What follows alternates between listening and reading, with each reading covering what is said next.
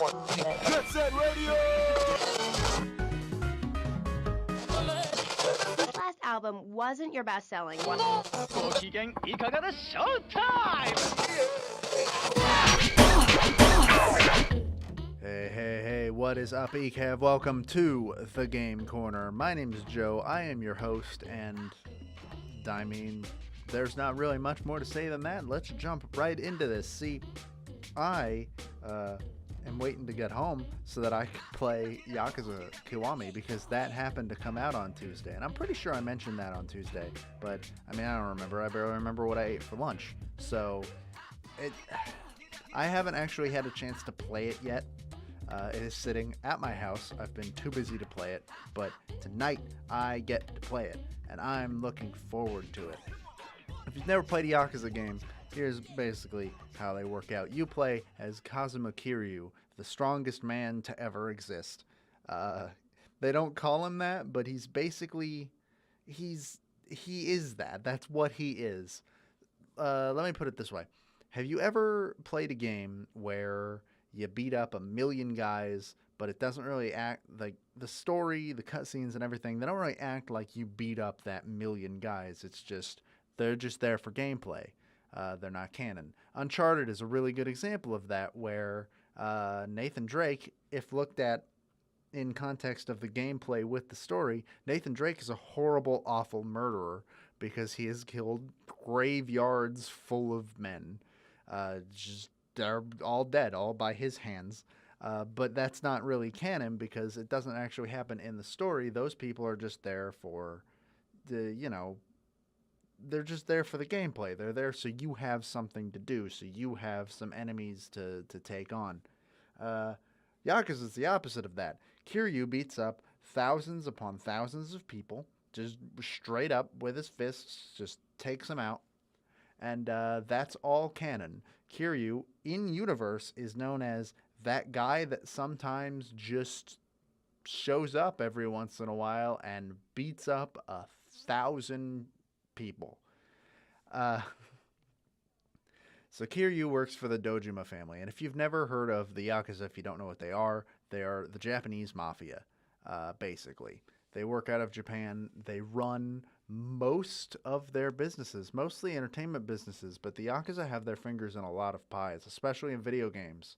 It is actually theorized that the creator of the Yakuza games actually joined the Yakuza in order to do his research while he was developing these games. And if you look up a picture of him, boy, he certainly looks like it. That man looks like he has some connection to the mafia in some way. But we're not here to talk about that. We're here to talk about the actual game. So the game is actually just a free-roaming open world game, basically, where you, as Kiryu, get to walk around Kamurocho. Usually it's Kamurocho. Sometimes it's something different. Kamurocho is based on, I think it's based on Shibuya. Is it based on Shibuya? I don't think it is. I'm not actually 100% sure I remember. I think it's, no, Kabukicho, I think is what it is actually based on. It's a section of Tokyo. And you basically wander around, you get into random encounters. You heard me right, you get into random encounters in this game. And you beat up a lot of dudes, and you do side stories that are really, really funny because side stories, unlike the rest of the game, do not take them seriously. Or don't take themselves seriously, I guess is what I should say, which I adore. I adore any game that doesn't take itself too seriously, and Yakuza definitely fits that bill. Yakuza Kiwami, the one that just came out, is actually a full remake of Yakuza 1. So if you've never played a Yakuza game and you have yourself a PS4, there are two games I would recommend to you. One is Yakuza 0, which takes place before any of the games and actually came out this year and is one of my favorite games to come out this entire year. And the other would be Yakuza Kiwami, which of course came out on Tuesday. And it's, Kiwami's a little bit smaller because it is a remake of a game that came out on the PS2. But it has a smaller price tag to make up for that. It's about, I think, $30, somewhere around there. And, I definitely recommend these games. And I want these games to sell super well so that Sega brings more of them over here. They are Sega games, by the way. But, for a while they weren't coming over, and now they're seeing sort of a renaissance. And absolutely check these games out. If you've never given them a shot and you have a PS4, they're so worth trying out. And also, Yakuza 3, 4, and 5 are all on PS3. Yakuza 5 is digital only on PS3. So if you have a PS3, you can try those. Yakuza 4 actually comes with videos that explain the entire plot of Yakuza.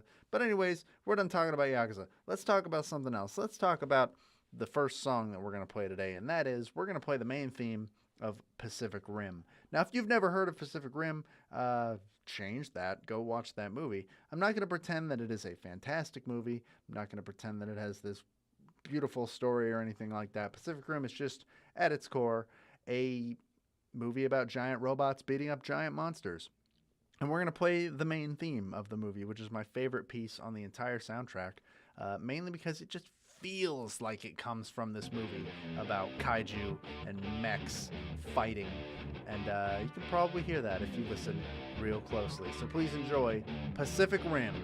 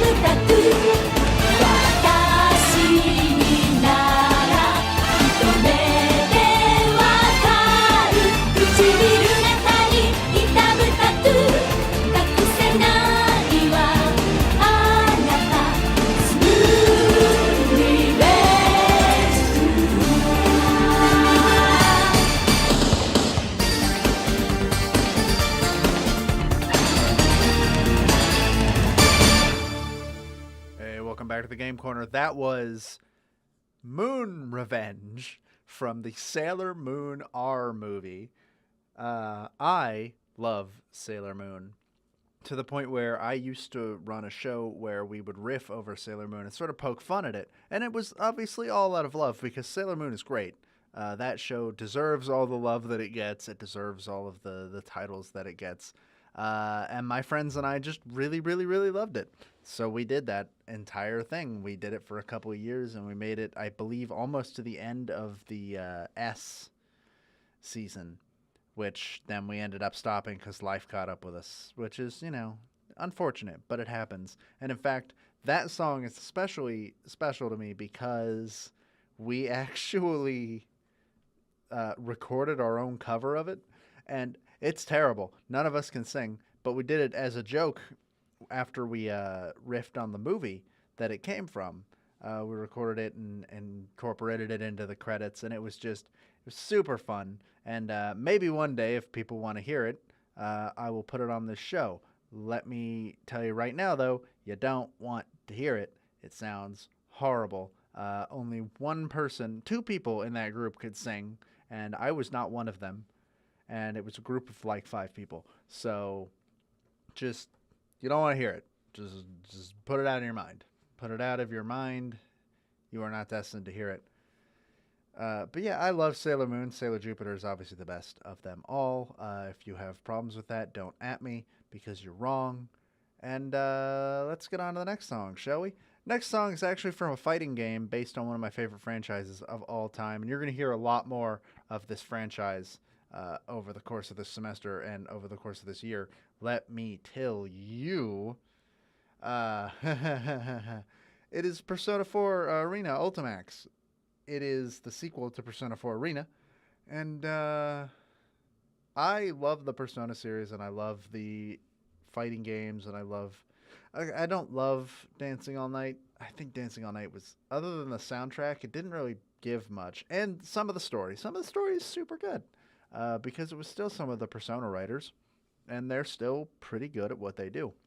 But for the most part, I just prefer the main games, and I'm so glad Persona 5 finally came out. That game was the game that was fueling me for such a long time, and it finally came out in February of this year, and you'll be hearing some of that songs. Yeah, you're right. You'll be hearing some of that game's soundtrack definitely this semester, because that game also has a fantastic soundtrack that I will be playing some of over the course of this year. But for now, we're just going to listen to some of the Persona 4 stuff. Now, if you've ever been wondering about the Persona series, or if you've never heard of it, it goes like this. You are a group of teenagers. Supernatural stuff has happened. Now you have to save the world literally with the power of friendship. And that's 3, 4, and 5. That's how those games go. And I know that 1 and 2, I've never played 1 and 2. And I've been meaning to for years. I want to, but it's just never really come up. I've never really had a chance to play them. That being said, Personas 3, 4, and 5 are all 3 some of my favorite games of all time. If you are interested in JRPGs at all, or even like just trying to live out a slice of life anime that's also, fighting demons, definitely look into them. If you've got a PS3, you can get both Persona 3 and Persona 4. If you've got and Persona 5. If you've got a PS4, you can buy Persona 5, and if you've got a PS Vita, there's the better version of Persona 4. But for now, let's go ahead and listen to the opening of Persona 4 Arena Ultimax, Breakout of.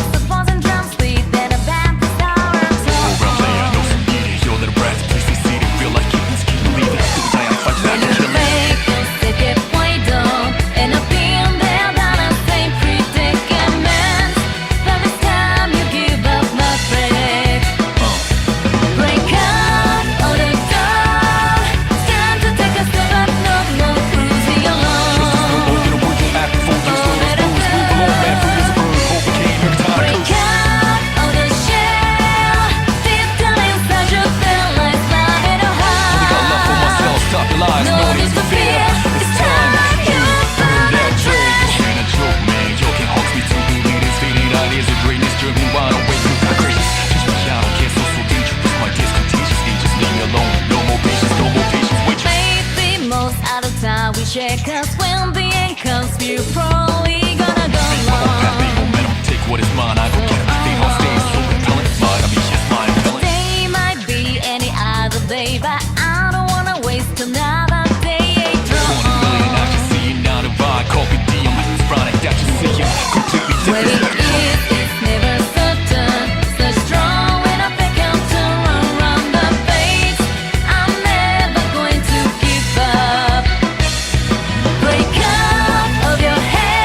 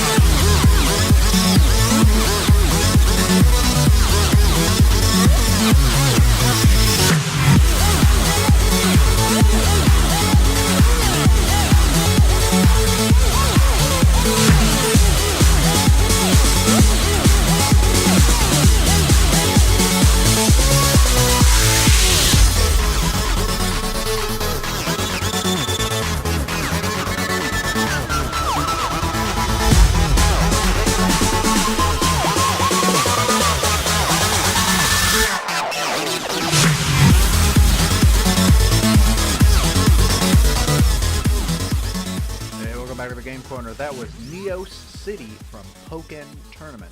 Now, if you've never heard of Pokken Tournament, well, I don't blame you. It's a Wii U game, and that system... Oh boy, that system had a heck of a run thing, if you even want to call it a run. Wii U was kind of a failure. But Pokken is super, super good, and a Switch version is actually coming out soon that you should definitely look into, though I have heard some weird things about some of the input lag and such happening with that game. So that's a little disappointing, but at the same time, Pokken is still a super fun game. It is a fighting game about Pokemon. You can play as Pokemon like Gengar and Machamp and Braixen, if you even know what a Braixen is, which I am willing to bet a good amount of people that would be listening to this probably don't. A Braixen is a newer Pokemon, much, much newer, as in came out in the past couple years new. So, you know, there's that. That being said, Pokken is a lot of fun, and if you have any friend with a Wii U and they own Pokken, I definitely recommend giving it a shot. Basically, what happened was the Tekken team over at Namco Bandai kind of picked it up and got a hold of the Pokemon license and just decided to go to town with it. And it's a lot of fun. There was a lot of love put into that game. You can definitely tell. I personally play Pikachu Libre, which is a Pikachu dressed as a luchador, which is just as awesome as it sounds. And I will fight any of you. I'll fight all of you. Bring it on. That being said, I'm really bad at Pokken Fighters. I'm really bad at most fighting games, actually. Smash is the only one I'm decent at, and even then I hesitate to call myself good. So, you know, there's that. But no, the soundtrack of Pokken is just super, super good. And that song is probably one of my favorites. The other one being Magikarp Festival I really like, which you'll probably hear at some point this year. So, yeah, definitely look into Pokken Fighters. It's a ton of fun. But now I'm going to switch gears here and talk about a band. And not a band from Japan or Korea or anything. I believe they're actually from France, but I could be wrong on that one. I don't know exactly where they're from, but I believe they're a French band. That being said, some of you might have heard of them. They are called Caravan Palace, and they do a genre called electro swing, which is a fusion of electronic synthesized music, obviously, and live band instruments playing swing music. I've always really been a huge fan of swing. I love things set in the 20s because of it. I absolutely adore that genre. I want to learn how to swing dance, but I've never had a chance to, nor have I had the funds to, and I would love to learn. 100%. Just get me somewhere, I'll learn. I don't know how else to put that. I want to learn how to swing dance, but electro swing is a little bit different in that it's even faster than regular swing. So I wouldn't recommend trying it unless you want to get winded, because you're going to get real winded. And I mean, I'd recommend trying it in general, obviously, because I love it. And Caravan Palace is kind of the biggest name in electro swing, to be perfectly honest. They have, I think, 3 albums. They've got Caravan Palace, they've got Panic, and they've got Robot Face. And those are really, really good albums. And this song we're going to listen to now is from the album Robot Face. It is called Lone Digger, and Caravan Palace themselves actually helped inspire a game that I am working on, which is not coming out anytime soon, if ever, so don't go looking forward to it. But it served as the perfect inspiration for what I wanted to do. And this song is my favorite song off the album Robot Face. Please enjoy by Caravan Palace, Lone Digger.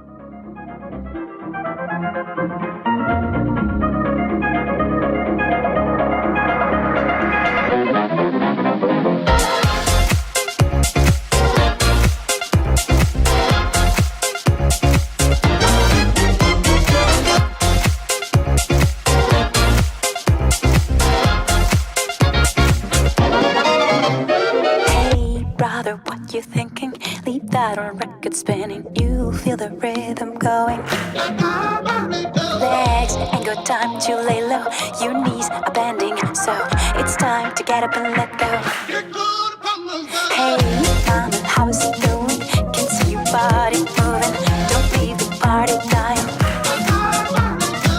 Keep booty shaking, you know your head has no right to say no. Tonight it's ready, set, go. Baby, can you move around the rhythm so we can get with and turn around and get us a rock and roll round? Down, down, body, body, coming with the super hottie, let's go. No slow, hell no. Baby, can you move around the rhythm? Cause you know we're living in the fast lane. Speed up, it ain't no game. Just turn up all the beams when I come upon the scene.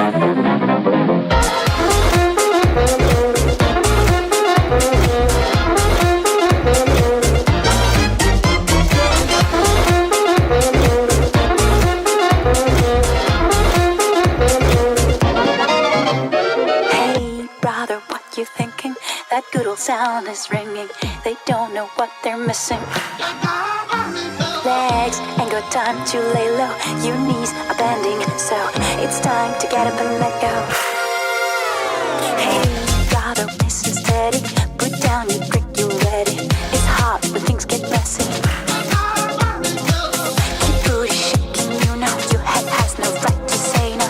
Tonight it's ready, set, go.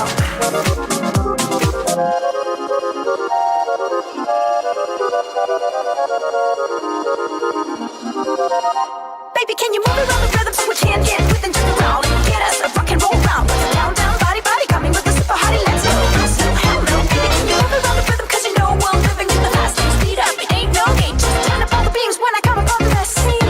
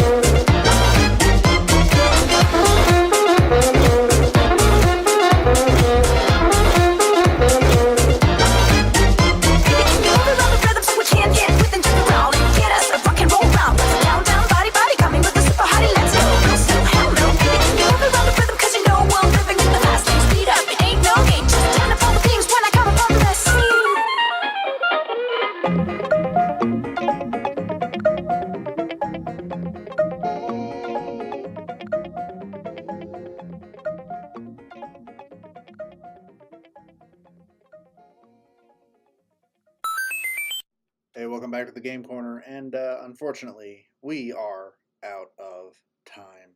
This is it. This is the end for the week. Well, I would say another week down, but this is actually the first week down, I suppose. So glad you listened. Hope you listened last on Tuesday as well, the last show. And yeah, I don't really know. As far as I know, there's nothing really happening next week. As far as I'm aware, not game-wise at least. But, you know, whatever you're looking forward to, I mean, go for it. If you're looking forward to something, then nobody can tell you differently, and you should absolutely look forward to that. I know there are other game releases this year, but sadly, as somebody who has to watch their budget, I don't get to buy all the game releases this year. I do know that, not this year. Why am I saying this year? It's this month. This month is what I meant to say. You know what I mean. I will say that next month, I'm not really looking forward to any games per se, because all the games that I was looking forward to in September just don't look, I don't know, they just don't look good anymore. Not so much that they don't look good. Not look good is the wrong phrasing for that. They just don't look interesting to me anymore, and I don't really know how to explain it. I don't know. And I had some games like that this month as well. Like I had Agents of Mayhem. In fact, Agents of Mayhem was actually probably the biggest one, because I love the Saints Row games. I think they're great. And then Agents of Mayhem just sort of looks, I mean, it sure looks like a video game, I suppose. That's the thing. That's the one. It's a game. But I mean, let's look at others. I know everybody was super excited about Sonic Mania, and I don't blame them at all because that game looks great. But I'm not a huge fan of Sonic games, to be perfectly honest. And that came out for Windows on Tuesday, and it also comes out. Well, it came out last week, and everybody just went crazy over it. And obviously, they should have gone crazy over it because it looks great, as people have pointed out to me multiple times. And then there's the Life is Strange game that comes out today, actually. Oh boy, that game's gonna be a trash fire. Just let me tell you, they couldn't even get Ashley Birch back to voice Chloe, and it's a prequel, and oh, that game looks terrible. But hey, if somebody's looking forward to it, who am I to judge? That's exactly what you guys should be doing. And I mean, next month has Knack 2, which only got a sequel because the first game became a meme thanks to Video Game Donkey. It's got Destiny 2, which really isn't my cup of tea. And that might actually be it. There's the Dishonored 2 DLC, which I liked Dishonored 2, I suppose. But, I mean, not enough to buy the DLC, to be perfectly honest. There's a new Metroid game for 3DS. Hey, if you've been looking forward to a Metroid game, it looks like this is the one that you've been looking forward to. So, absolutely try it out. You got Marvel vs. Capcom Infinite, which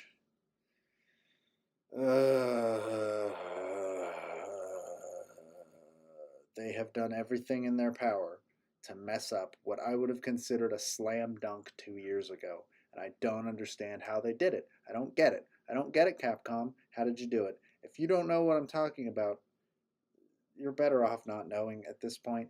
But let me put it this way. Marvel vs. Capcom Infinite is the fourth game in the Marvel vs. Capcom series, which is a crossover fighter between, obviously, Marvel Comics and Capcom, the video game creator. People were super excited for this because Marvel vs. Capcom 3 came out years ago. It was one of the first games I bought on my PS3 when I finally got one. And that was back in, I want to say, like 2000. Yeah, it was back in 2011. I bought it for myself as a graduation present when I graduated high school. And it's been just forever. And the whole roster of this game is almost all repeats. There's like four newcomers. It's so dumb and bad and awful. And I don't know. There's the Danganronpa V3 and Cuphead, and honestly, that's really about it. As for notable releases, I'm just looking forward to, I get a Persona 5 art book in September, according to Amazon. We'll see if that actually happens.